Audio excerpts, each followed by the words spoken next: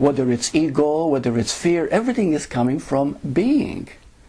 But it is the misunderstanding that gives it these interpretations. It is the misperception of the mind and thought that gives it the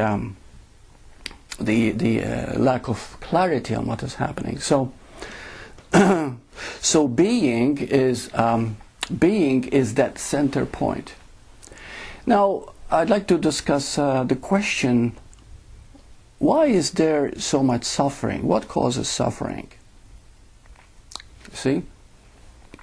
And this would be very interesting. I learned this in psychology, and I use it in supersentient sessions that I do with clients.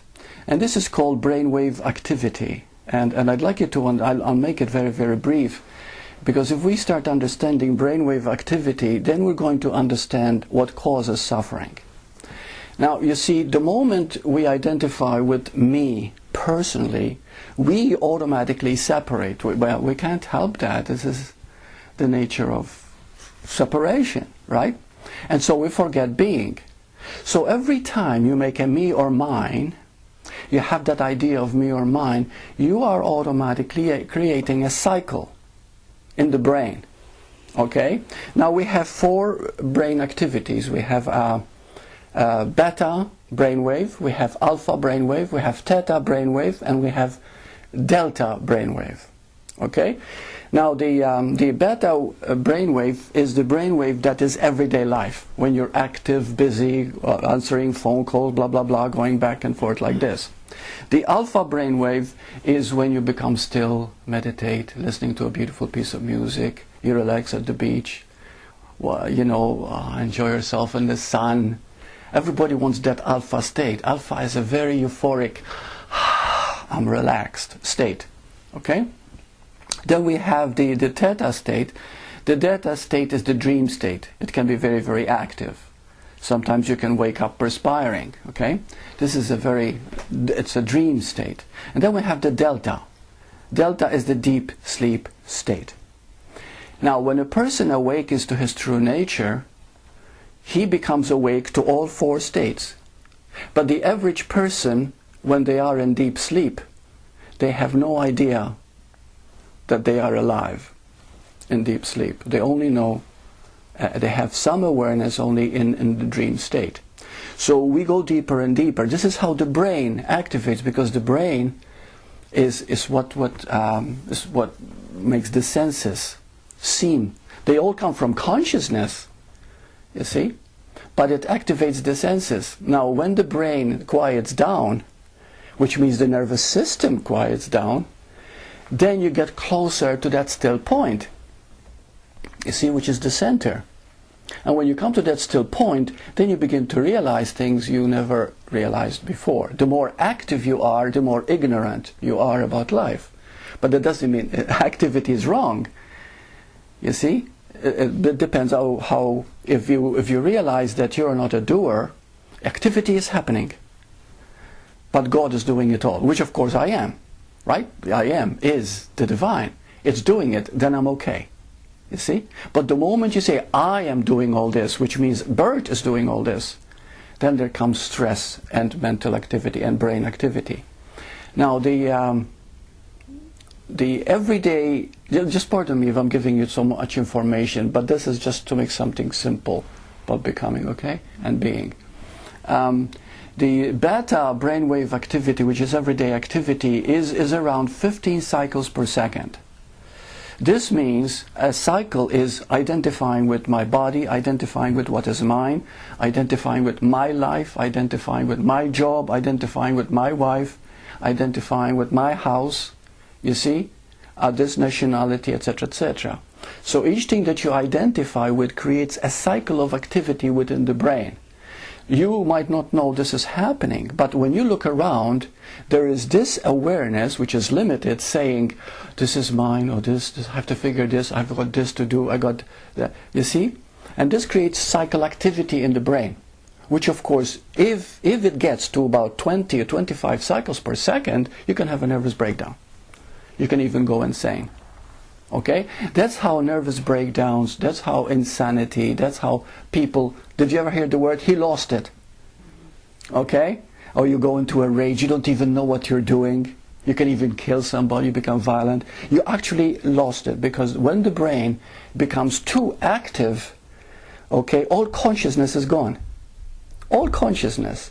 It becomes so active with this brain activity that you become fog in a fog.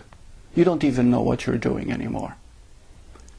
And so what is necessary, that's why relaxation is so beautiful. Now the alpha is anywhere between, I think about maybe 12 to about 7 or 6 cycles per second. So when a person relaxes and they say, I am, you know, and you just remain here and you relax completely, you enter the alpha. The alpha is the ideal state in which you become receptive to what is. Now, if you listen to a CD of the talks, if you listen to it in the car, you could be listening to it with a beta brain activity, which is okay, which is fine. But it doesn't enter you as much as if you were to listen to it fully silent in the alpha brainwave level at home. Do you understand? So the quieter the mind is, the more receptive you are, because you're moving into the center of silence. You see? Now you can even enter the theta level, which is similar to the dream state, which is the twilight zone, without actually dreaming. Because if you can quiet it down to about 2 cycles per second, which is of course very, very quiet, it's almost non-active brain. Well, you see, the brain, incidentally, in case you didn't know, the less active it is, the more it's rejuvenated, the more it's revitalized. Okay? If the brain, if the neurons fire too much by thinking too much and worrying, it actually heats up. It can give you a headache, it can make you sick. Anytime you believe something and you make it personal, the brain is overheating, is overacting. It can keep you awake at night. It can keep you tense. Okay, so this is all relative to the becoming process, and the being is returning back to that center. Bhagavan Ramana Maharshi could enter the delta state, which we know as unconscious sleep, and he'd be fully awake, be fully here, be fully in presence. You see, so. Okay, so this is what suffering is. Suffering is the activity of the brain that takes over. And the more it takes over, the less you're able to listen.